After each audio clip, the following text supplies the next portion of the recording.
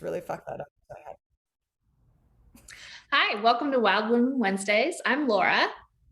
And my name's Farah, and we are here with the beautiful Cobi Konadu.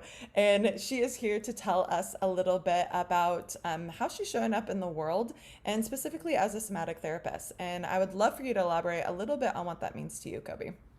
Yeah, hi everyone. I am so excited to be here with Laura and Farah and having these awesome conversations. So my name is Cobi. I am a somatic therapist based in Seattle. And somatic therapy is having its like heyday moment right now, which is a really beautiful thing. And I think it came via therapy, like talk therapy, having a real awareness blossoming moment in the last couple of years with COVID and the pandemic, and those two go so hand in hand. And a little bit about me, I have really been doing somatic therapies for 10 years. I started with a practice called Jinshin Jitsu. So I always say for people, it's like if Reiki and acupuncture had a baby, Jinshin Jitsu would be it. So we work with the energetic pathways of the body, and instead of needles, I use hands on different locations to get the flow of energy moving and harmonize those systems. And then from there, as with all things, you start to have an evolution and start to have more questions. And so in that journey, then I became a licensed massage therapist and then went on to study myofascial release with John Barnes. And that was incredible. So that helped me have a way to work structurally, but still work with the energetic systems of the body, but on a more physical level with the fascial systems. And then I took a little pause, and I'm sure we'll probably touch upon this later in the podcast, but as I've come back and reopened my practice in the last year, I was noticing with myself and my clients, like something I couldn't quite put my finger on, didn't have the words to articulate. And then I realized, oh, trauma. Trauma is what I was noticing. And so now I've added in another modality called transforming touch. And that is designed to specifically work with developmental trauma, but really all traumas. And so being a somatic therapist just really means like helping people learn the communication systems of their body, how to feel safe and come back home to it, and know that they can trust in that even when boundaries have been crossed, and feel like your body's not a safe place to be, you can learn how to trust that again and come back home. So really, I look at my work with the people I work with as helping them to build that relationship and learn how to trust in their communication system, their innate healing, and just get to watch that transformation take place. So in a nutshell.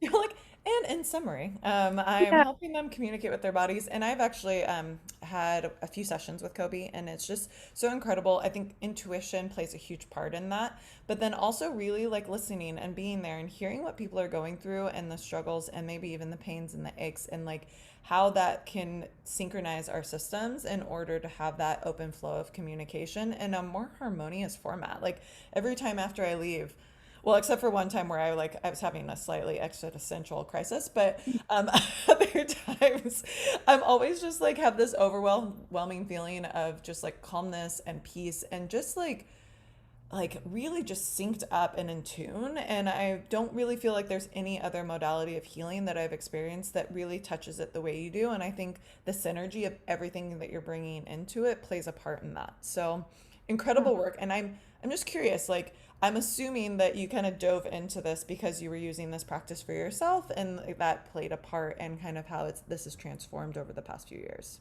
Yeah. Well, thank you for those nice comments.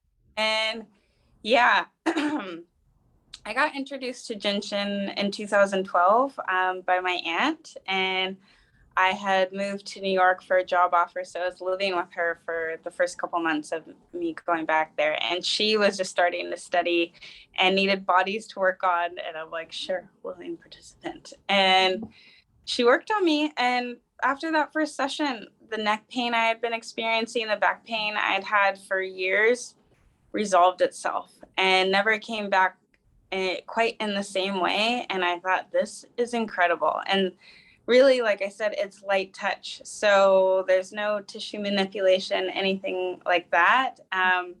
Yet it's so powerful. And so after that, I was like, I need to learn more. And so she bought me books and I got to study with her. And then a couple of years later, the Jinshin community offered a year-long certification. And so I was able to participate in that. And that was incredible and just got to deepen my knowledge. And but before I took that, I would just have my book with me and always be reading. And I thought, this is amazing. I can learn the map of my body and know how to support it through touch. And then I would just ask my friends if I could practice on them. I'd have my book and I'd say, what's going on with you? And, I would just do some simple little holds. And even within 10, 15 minutes, they were already feeling better. So yeah, that was like my real kind of aha moment of like, oh, there's something there. And this really resonates with me.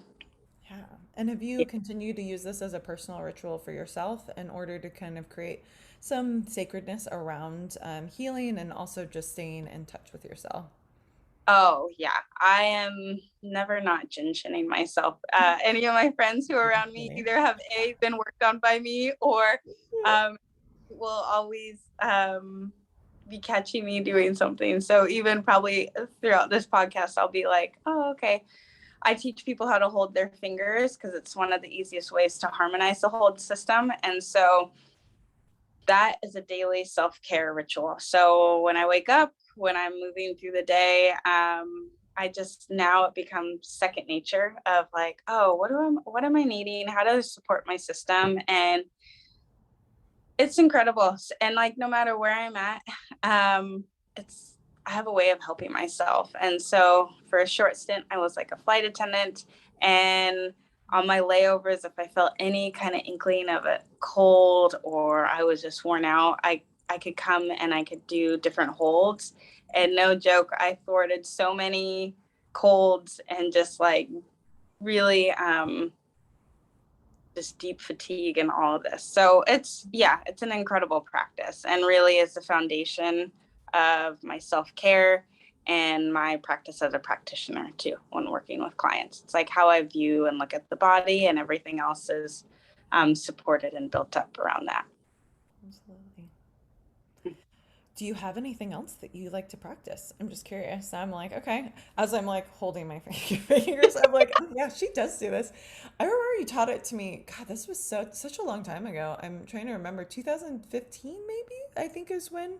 I remember you teaching me a few things, and I think did a couple holds on me when you were visiting from New York, and I I became a little fascinated with it afterwards. I've always been enthralled with the energetic body, but then just incorporating this, I was doing Reiki regularly.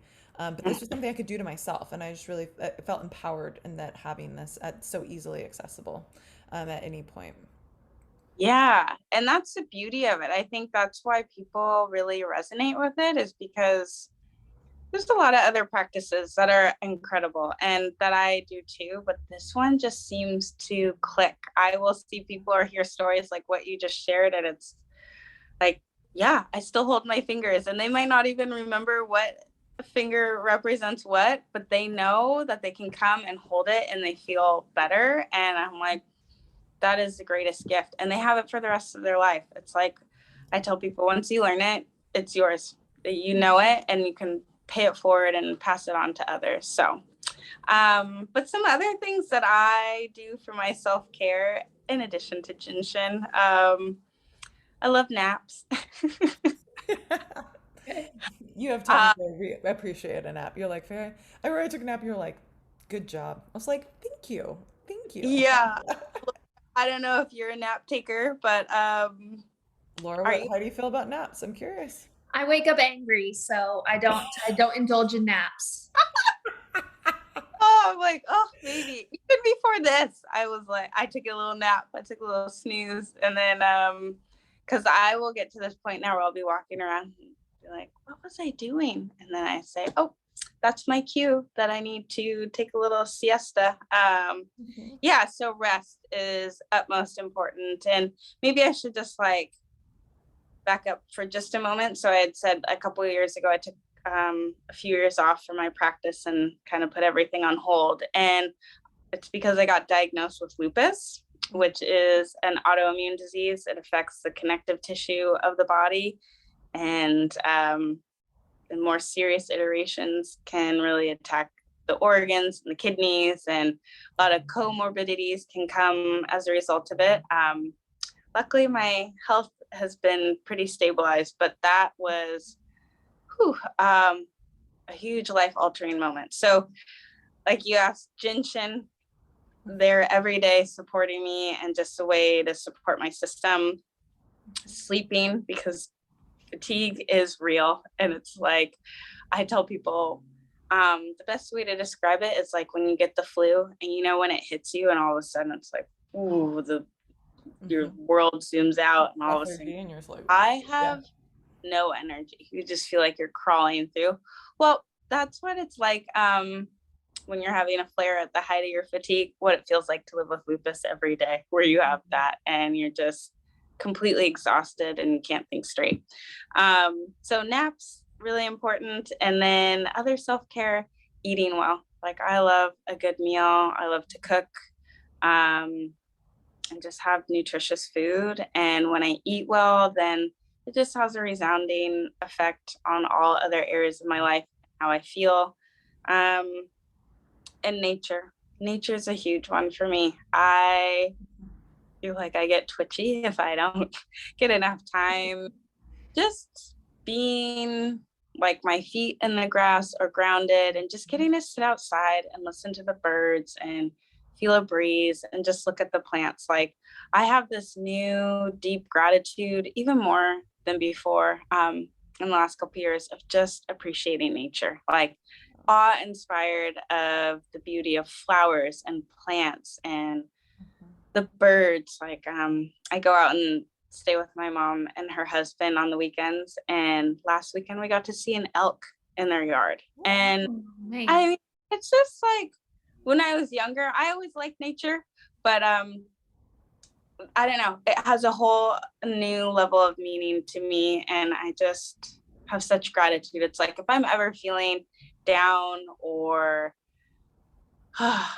needing a moment to recharge, it's like going and sitting outside, or I don't know. I have so many plants in my place, and just kind of looking and being surrounded by that, that makes me feel good. Um, Well, there's yeah. so many studies. I know forest bathing is like the formal term for it, of how much it like, regulates your nervous system, allows us to de-stress. Even in walking in grass, actually detoxifies. Like our feet are excellent point of, releasing toxins. And that chlorophyll from the grass actually like initiates that process. So like there's science to it, but then I think sometimes when you experience it firsthand, there's also that just that instant feeling of gratitude and recognition that there's benefits that you are accruing simply by walking outside, getting fresh air, all of it. Hmm. Yeah. And sometimes we're not always like conscious of it, but all of a sudden I'll be like, oh, yeah, I feel better. So, really being conscious and intentional about those things too is so important. And it's sometimes too, I think life, gets busy. Um, those have to be, my self-care is like scheduled on my schedule, and getting regular body work too is so important to, like, as a practitioner, I'm holding space and having a level of presence that really requires a lot, and like for this type of work. And so I need to make sure that I'm doing everything to make sure that I'm maintaining my self-care and my well-being so that I can continue to show up in this world and um, be the best version of myself. Yeah.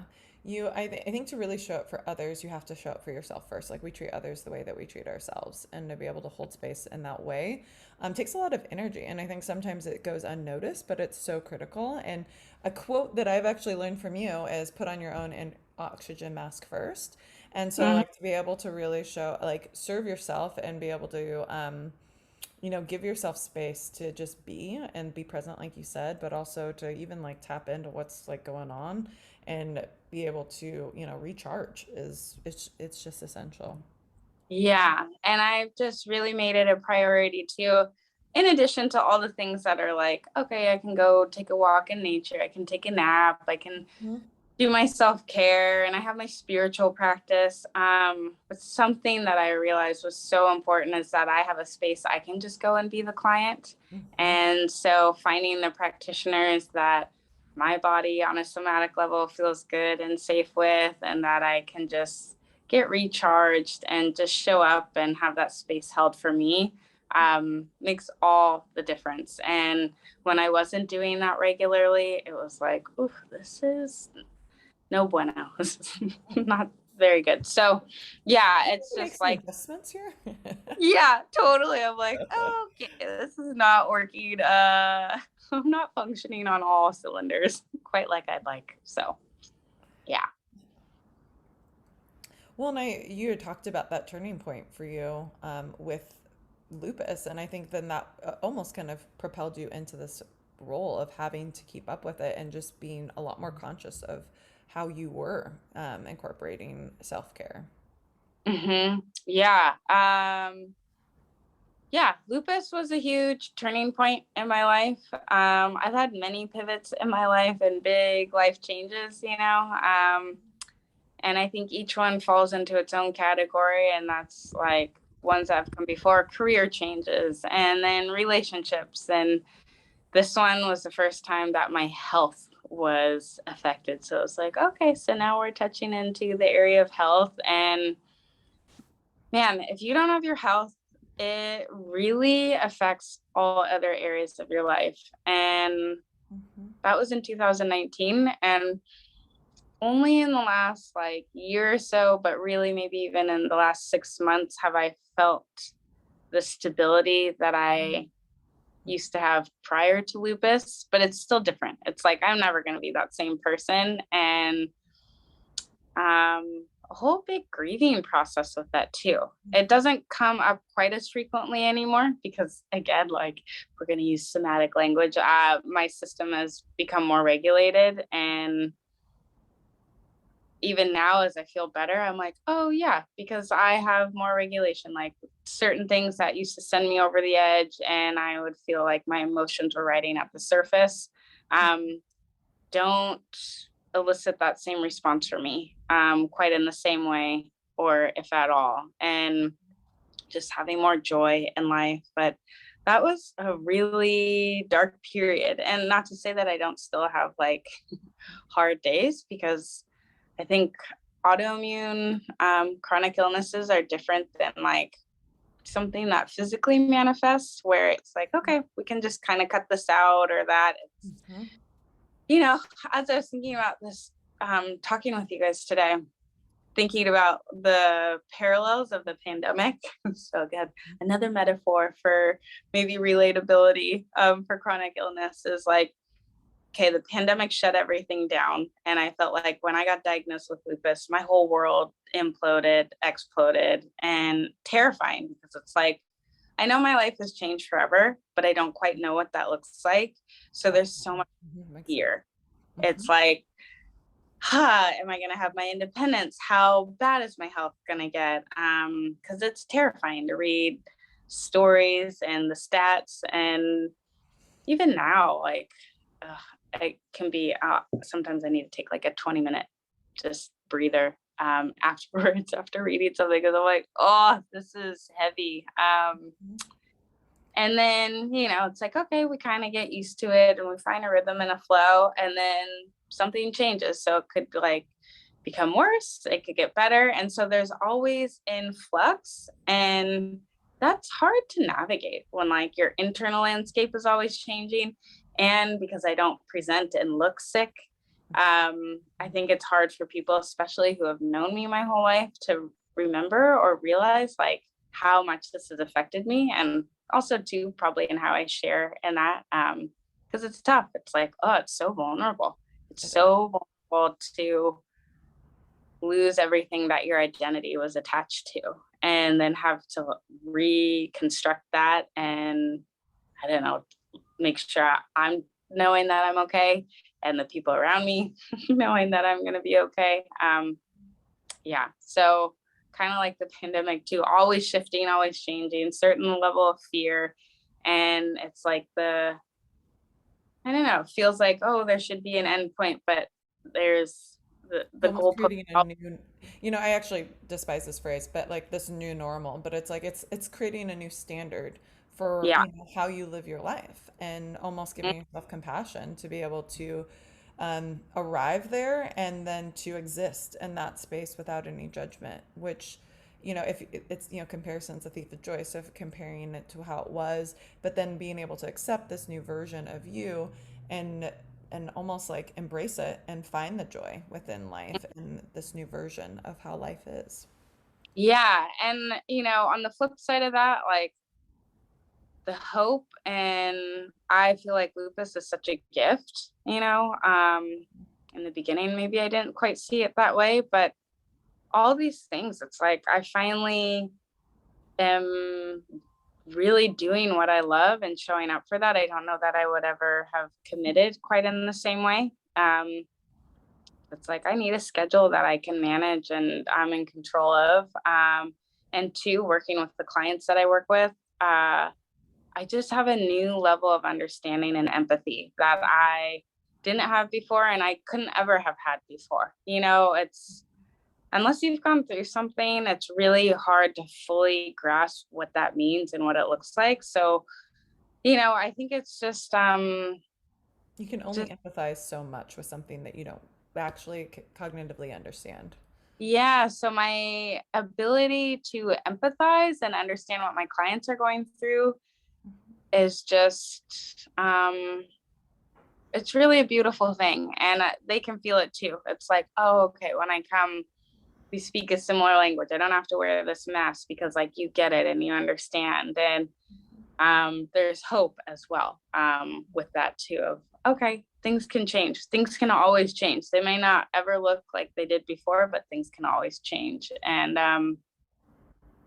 so it's been amazing. And I think just getting real clear on what is important in life, and having those priorities put in place has been some of the best things that have come out of this experience. And, it's like, okay, maybe that was my lesson, and always learning from it. It's like anytime I am out of alignment, I know almost immediately. It's like my body will tell me, and I'm grateful for that. But sometimes, like, really, okay, okay, Well, it's a check and balance system, but you're also like, I used to be able to do this. Like, this used to be like no problem. And now I am struggling. I'm actually going to take a nap even thinking about the thought of what I need to do.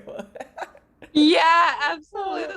Or I'll see like little kids jumping around because my body doesn't work in the same way. I'm like, man, must be nice to just jump Little and run. spring chickens running around. I went out Saturday on the bench, and he's like up on this rock doing parkour, and jumped off and did like a roll, tumble, and all these things. And I'm like, We just referenced parkour right now. This just made my day. yeah, like a couple weekends ago, I thought, let me just give it a whirl and see what it is like. Try What did you do? Look, Cobi, you have to explain this because I'm curious. Did you parkour? Are you parkouring? No, not well, I guess you could say like in my own way. No, I didn't parkour, but I've always been athletic and could just kind of do anything. It's like, cool. Yeah, look at something. Oh, my body can do that. Mhm. And not so much anymore. It just really lives in my mind now. So I thought, I haven't tried a cartwheel in ages, and let me just see. And let's say did not go well. Oh no. I was like, yeah, so I need to start smaller. I need baby steps to work back up to this. But it's just amazing. I'm like, I just can't believe in a couple of years that where I used to not even have to think twice about doing a cartwheel or back bend, or I had all these creative ways of getting up off the ground. And now it's like, well, gotta go to all fours. And yeah, the other day I was getting up and my friend goes, oh, child's pose. And I was like, I'm not trying to do child's pose. This is just Like just actually trying to get off the ground is what I'm working on right now.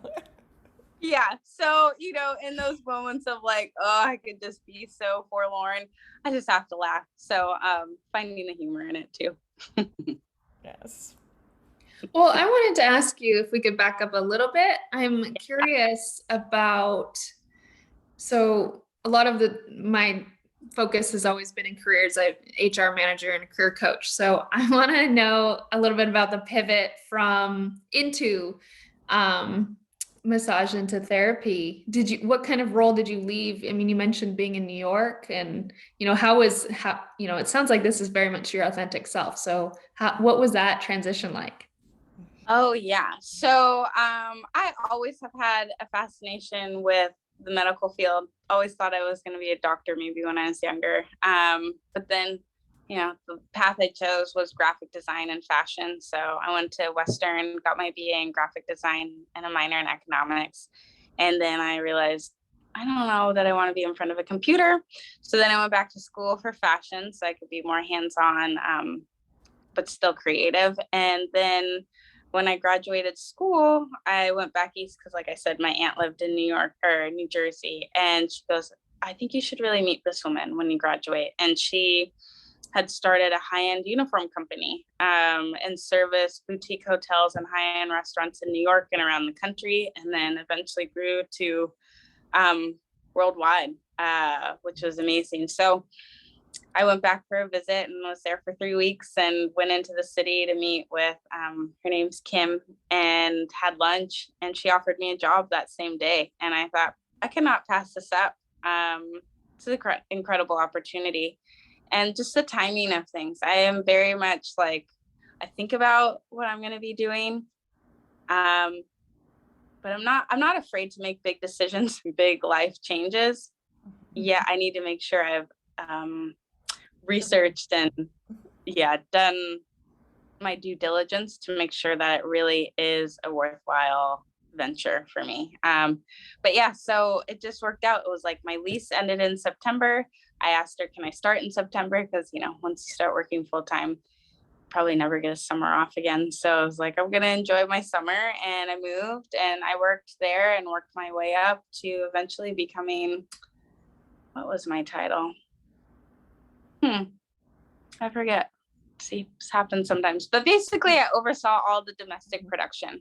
So like a production manager, and handled all our domestic client accounts. And it was amazing. It was like, I'd open up a magazine, and every fourth or fifth company listed there, we would have done some work for. And then I got to travel. Carnival Cruise Line was one of our biggest clients. So I'd get to go board the ships and do the installations.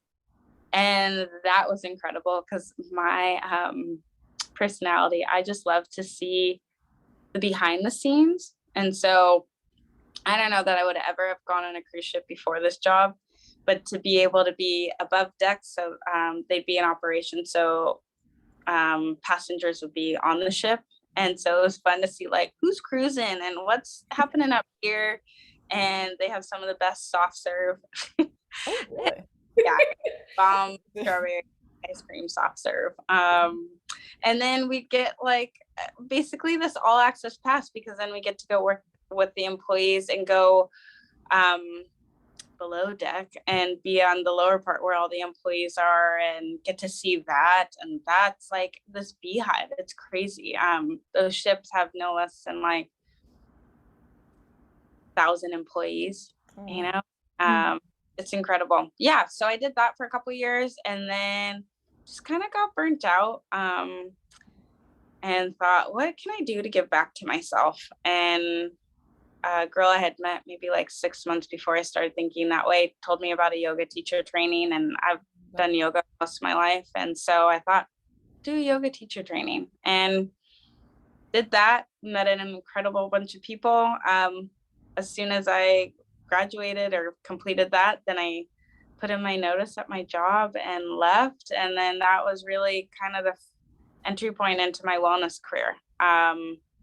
I went back and got a serving job as an interim, but then I started teaching yoga and it just grew from there. And I loved it. And then I started working and doing stuff with some corporate companies and working with kids, which I love and still do to this day, work with them.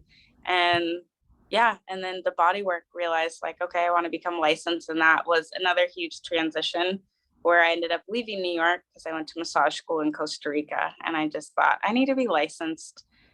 So I don't have any kind of barriers to what I want to be doing.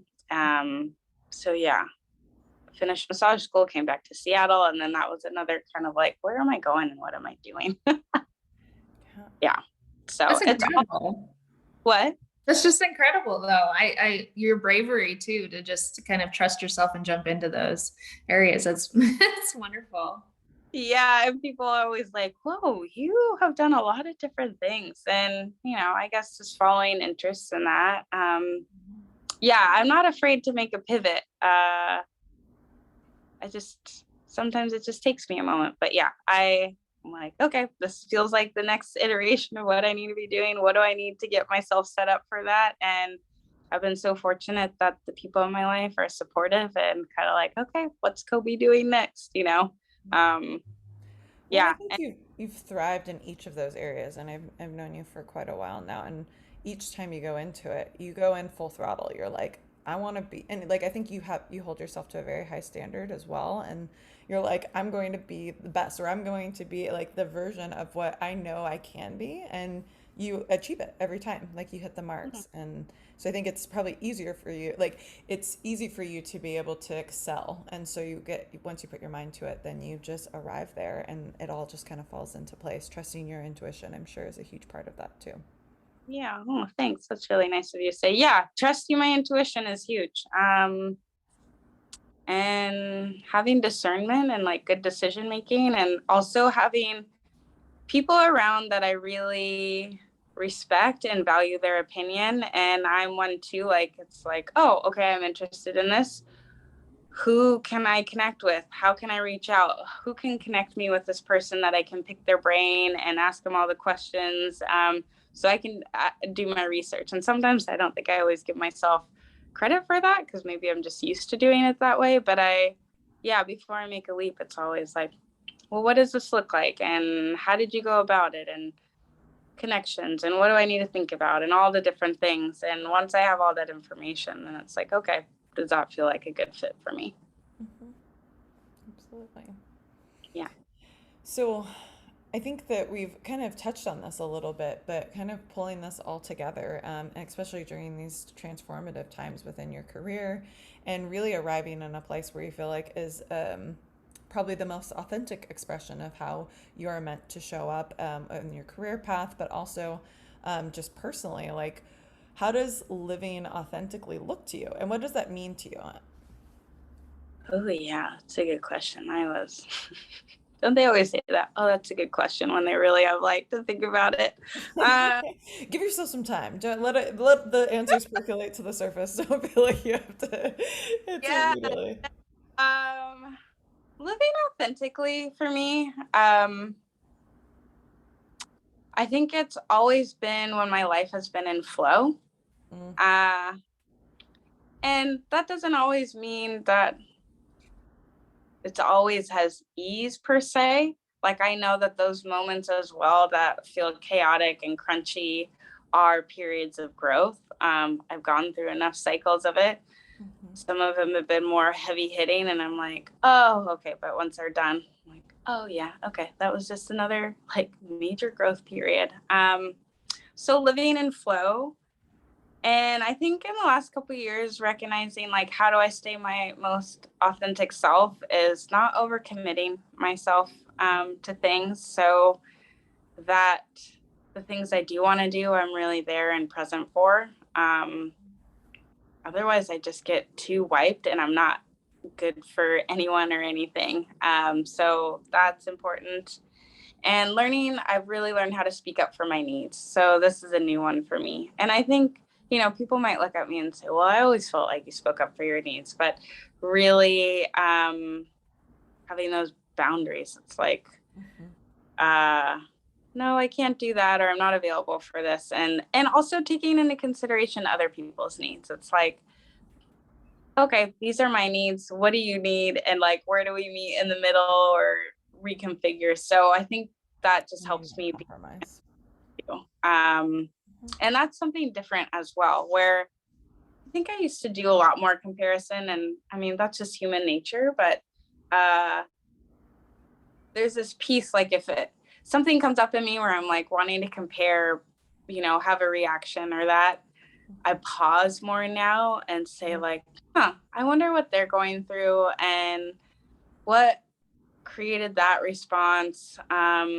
Let me breathe. I don't have to respond right away. So just taking more time to pause and be okay with that before I respond in emotion has been so helpful, and really making sure all my actions come from a place of integrity and loving honesty. Because I know I really value that even more so now. It's like, oh, even if it feels a little crunchy or painful, uncomfortable, I appreciate it. And so in order for me to receive that, I have to practice that as well. And I've been so grateful for people, especially in the last couple of years, as I've been learning how to speak up for my needs, that I've been able to practice that in a safe space, where to say like, okay, it's okay if it's uncomfortable. It's okay if there's chaos, because I know that I will come out the other side and everyone will be better for it. And if I do it from a place that is of integrity and not being malicious or having, malintent, then it's like, I know that I can look back and feel good about my actions. So yeah, I always do my best to try to let people know where I'm at, so that they can have the information to make their decisions. And like, okay, that's where you're at. Then I have the information I need to make what decisions feel best for my needs and support. And I think something new to recognizing that I used to know, but kind of forgot, is that change is okay. Change is okay. Relationships will evolve and shift. And I think understanding too why certain people are in your life is another important one. We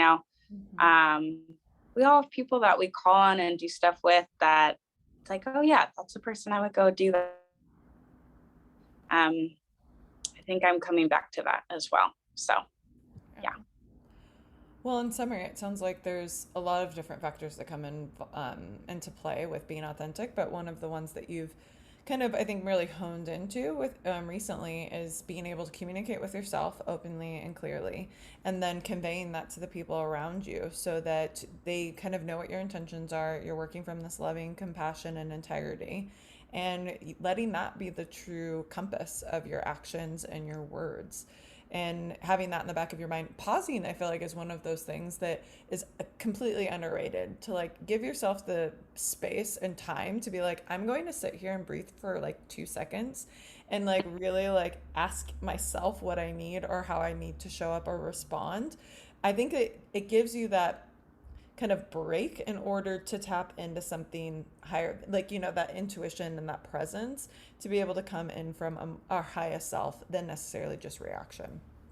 Totally. And I'm very much one who, like, I think sometimes I fantasize about being able to just go off, like, because I'm never that person. And I'm like, oh, that must be so liberating and freeing. Like those people who can just let it all out. Now I've learned how to just like scream in my car and get it out that way. Happy to do that. I was like, Cobi told me to scream in my car. I'm screaming in my car. Okay. I also take baths a lot more than ever because of you as well. Yeah, those. Oh, yep. Self-care. So screaming in the car and baths. But yeah, I just think about, okay, that pause, because many times too, if we respond in the emotion, there's so much damage control that has to be done afterwards to repair that response. And then you still have to work towards getting to the underlying issue anyways. And so it's like, if you learn how to pause and breathe, it cuts out a lot of the noise. And, not to say that shouldn't still experience those emotions or that, but to really like let it rip on someone is not beneficial, I think, for anyone. So that's where it's like, go scream in the car, go punch a pillow, get that out so that it can come back and respond in a way that it's like, oh, when I look back on that, I can say, yeah, I feel good about that. Even if it was uncomfortable, I feel good about my response. And I wasn't trying to hurt that person's feelings because I was hurt. So that's something, not that I was out there just like giving people a piece of my mind before, but I don't think I've ever really been that person. But I just pause more and like really think about, okay, what do I want my response to be? And also that helps me consider maybe they're going through something and I just don't know, and giving them the benefit of the doubt, but also saying like, you need to know where I'm coming from as well. Well, and just being more self-aware, it sounds like, is the key in all of that. But then also moving from this place of compassion and from love and integrity, it's coming back to those core words that are critical to your personality and, again, how you're interacting with others, and always, again, reiterating how you're treating yourself as well. Yeah. And related. yeah, I've gotten more honest with myself where I'll see certain actions. I'm like, I can't even hide from myself anymore. Like, I know you. I know what you're doing. You. Yeah. And that just, I'm like, okay, I know it. Maybe I don't feel like dealing with this, but I know. So that helps me too, where I'm like, I can't even like BS myself, whereas before. So it's, yeah, that's good. Honesty. Well, it sounds like you really trust yourself, Cobi. So what does that, like, do you have a lot of self-trust? Yeah. It's coming back. I used to, and I lost a lot of it over those last couple years after getting diagnosed. That really shook me. And it's hard. I lost a lot of trust, but I'm building it back and it feels good. It feels like this, oh, okay, there she is. And yep, I remember her. And also being able to honor and acknowledge that I am where I'm at now. Like, still, not grieving so much what feels like a loss. Like, because I like this version of myself. This is probably like the best version of myself I like. And that's a cool spot to be. So yeah, I am growing. The trust is growing again. It's getting repaired between myself and I. That's so beautiful. Thank you for sharing. Yeah, of course. I'm just curious. I know that you said within Lupus there was a moment of losing that trust, and how did you build it back? Like, or is it been a slow progression? Like, how is this? How have you reestablished? Because I've gone through something very similar to that, or in the aspect of losing trust with myself and being able to really return to that. And it was a difficult process. So I'm just curious, kind of how you've maneuvered that path. Yeah, it's rough. And it's like one of the most disarming things I think you can experience, because it's like, oh my God, if I don't even feel I can trust myself, who am I supposed to trust,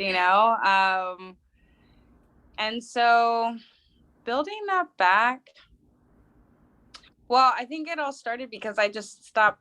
I was disregarding my intuition. It was like my internal alarm system was going off, but I kept neglecting it. And in that, it's like, that's so much of why I think I got sick in that process. And I was like, man, there were so many warning signs that could have helped me not let it get to this spot. And that's tough. And so I was like, never again am I going to, well, never say never, but I'm going to do my best to not ever end up in that place again where I feel like my soul got disconnected. It was like, I felt like I was dying.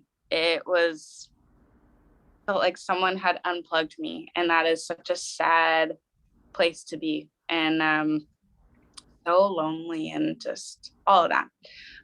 So to build it back up was very slow, and it was like, okay, but I'm taking all the tools, all the practices. It's like, man, I look back at my Instagram and it's like, do these things, and having all these sayings, and I'm like, careful what you put out there, because Been there. are those really going to support you? Are they actually going to work for you? And I'm grateful to say they did, but it was like this true, put your money where your mouth is. Here you're sharing this, you're talking about it, all this stuff, but when you're at your lowest moment, do these help support you and like pull you back up and get you to even a sane, safe place? And I'm grateful to say they did, but it took months. And I think that's something else. I'm like, man, I celebrate baby steps, because The small wins. that's how fast change moves. And I don't think people realize that. It's like when you're doing this deep self work and you're unlearning patterns and opening, as one of my teachers says, the suitcases we've stored stuff in, it is an intense process. And I don't know that most people want to go through that or are willing to do that, or when they have gone down a path like where I stopped listening to my intuition and it felt like, how am I even going to return to that? I just want people to know you can always return. You can always turn around. Knowing that some things might and probably never be the same, but change is always possible. And so it was like, okay, getting the right doctors in place, eating the right food. It's like, what do I know? How do I keep coming back to this? And little by little incorporating that. My practices, my saving grace, and thank goodness, I had those. 'Cause I'm like, I have no idea where I would be now, if I didn't. And each moment has a turning point, and it's like, I just understand that patience. Well, and it's still a roller coaster, you're still gonna have these peaks where you're feeling great and like riding that high. And then you're like, I've made so much progress, I've done all of these things. And then you like fucking slam on their brakes and you're like, okay, like something happens and it totally throws you off like track. You're like, the roller coaster actually flew off of the ride. And now I'm like in the bushes somewhere and I don't even know how to get back on. But then it's like doing those day-to-day practices, like so much, why I'm so passionate about rituals and like sharing that. It's like you got to come back to it. It's just going back to the basics of like how you've like built up your intuition in the first place. And it takes time, but it sounds like that's kind of the foundation that you returned to and helped get you back to feeling yourself again. Totally. Yeah. Dang it. I just lost what you said because it was really good, because I was going to tie it in. But coming back to the intuition, and I think in my work, roller coaster off in the bushes. Yeah, it'll click. But just like, oh, that's what I was going to say. I think people want some like quick fix, and there are things that you can do that it's like give immediate relief. However, for really lasting, sustained change, things that keep your baseline up here instead of going all over the place, has to be a lifestyle change. It can't just 1,000% be a trend or something cool or something that you're doing. And I think, and that's really what, like when I work with my clients, it's this process. And that's what they're learning how to do again. It's like, get these tools and these resources and have this resourcing. And it just takes time. It's possible, and if people want to tap in quicker, I think some things can be like, once you get into the rhythm of it and you're like, okay. And I can see a huge difference with like the clients who come to work with me and show up to those sessions like, this is my time. She's here to support me, and I'm really going to show up and like meet the things as much as possible full on, like in vulnerability and curiosity, and just knowing like some things are going to be so terrifying and uncomfortable, but I know that getting to experience it will alleviate me from having to carry that full load and that burden. And I will find some liberation and relief in that. Yeah, so it's like, okay, you can do little kind of things that will tweak and feel good, but really to do that deeper work, there's going to be uncomfortable. You don't have growth without it. You gotta say hello before you can say goodbye. I always do that, like invite the pain in, invite the discomfort, invite those moments of really looking at yourself and kind of, how did I get to this? How did I even get to this point to where I'm having to return back from? And changing, like you actually have to create change within your lifestyle and your mindset and everything else in between to be able to get back to that place of trust. And it sounds like you were willing to do that, and you endured the arduous journey that led, like that returned you, and you're glowing, girl. You're glowing. So you're back. Yeah, endurance and maintenance, keywords. Yes. This is gotta learn how to endure, and maintenance. It's just, there it is. So yeah, it's a beautiful. Thank you. Thanks for sharing. Yeah.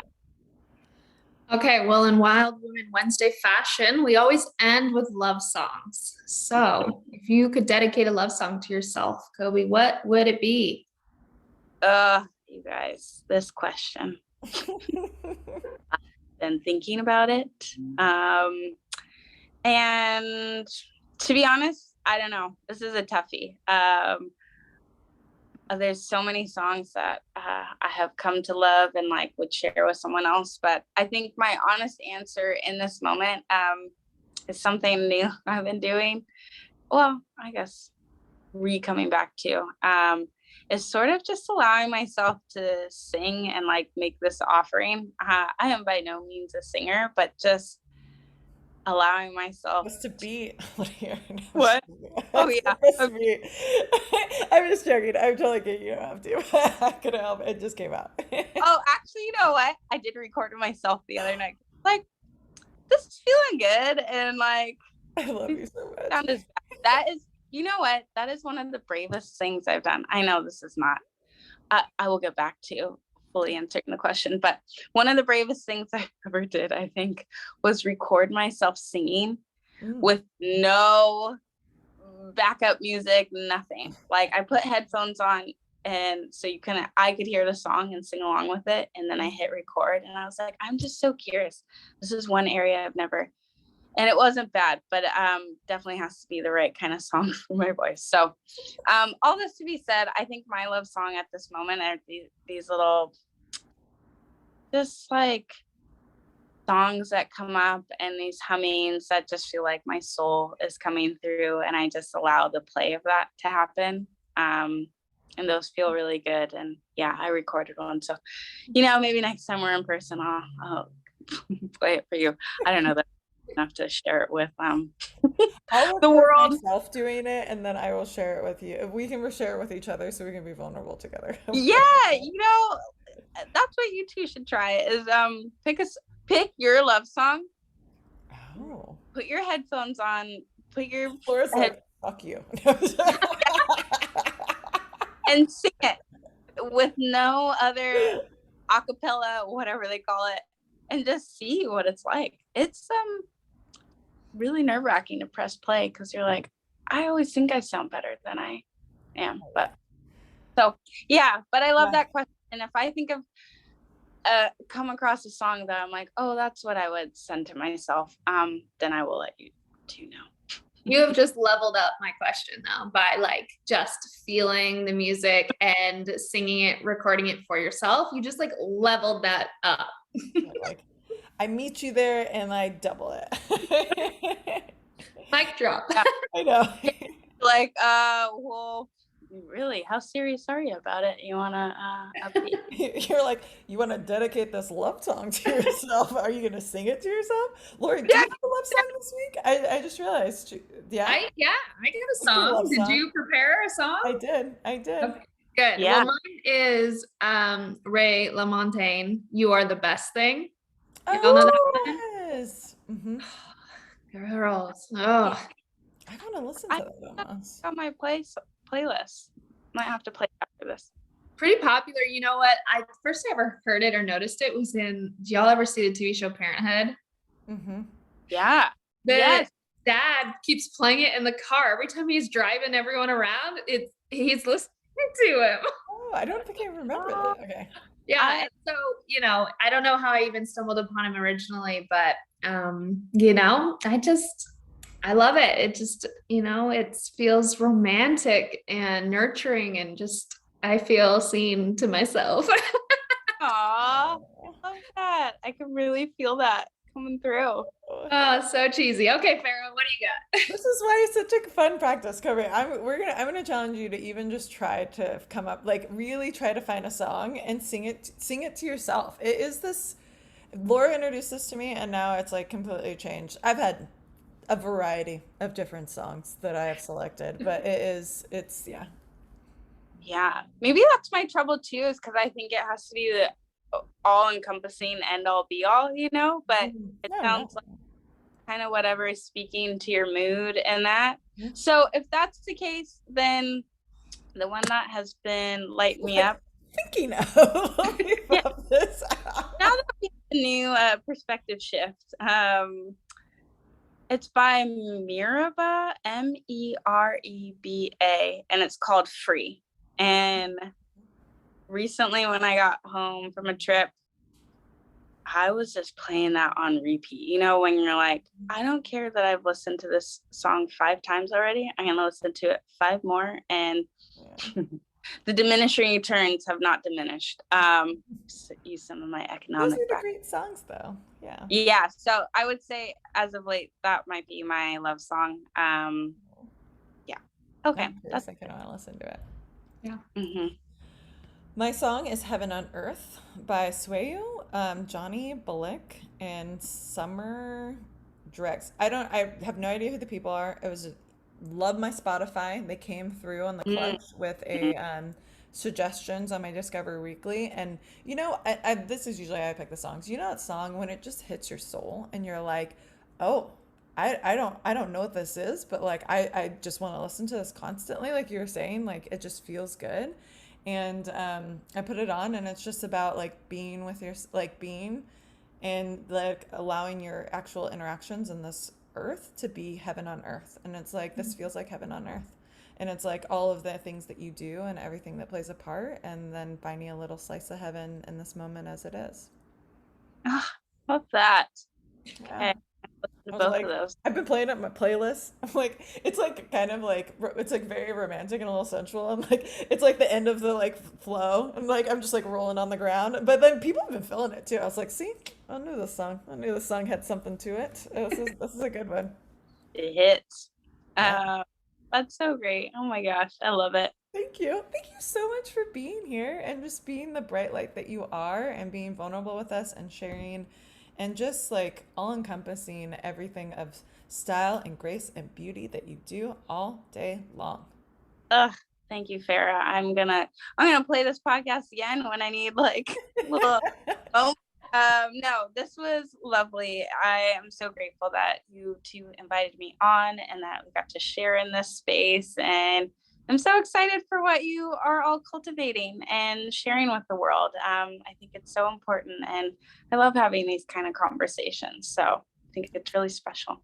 Wow. Your time Have to today was have you really back. special too. It was just wonderful to get to hear your story, and especially your journey through trusting yourself and you know, anchoring your authentic self. It's beautiful. So thank you again, Cobi. This is our first time meeting, but I love you already. I know. I feel the Love to same. It's good. The synergy is there. Yeah, we'll have to have lunch. We'll get together here soon. So Where can people find you? Speaking of, Yeah, on my socials. Now that I'm active. socials. So people can find me at kanadu.health.wellness on Instagram. Also, the Wellness Toolkit is another Instagram I have. And then my website, Cobi Konadu, so COBIKON. A is an apple, D is in dog, U is an umbrella.com. Hopefully you guys put it in the show notes. And yeah, I have a newsletter that I write here and there, and old blog posts and stuff. So yeah, those are the best avenues to find me. Yes. Well, I wish you all the best in this kind of journey of continuing to build your practice and connecting with clients and sharing your voice in this way that I think is really needed right now when it comes to trauma, chronic illness, and finding this a healing path that encompasses all of that, and also supports others in this very genuine and compassionate way, which you just have this ability to do that is unmatched. So I'm excited to see what comes next for you, my dear. Thank you. Yeah, I look forward to connecting with you both, and yeah, excited to be here and in this space. So yeah, thank you.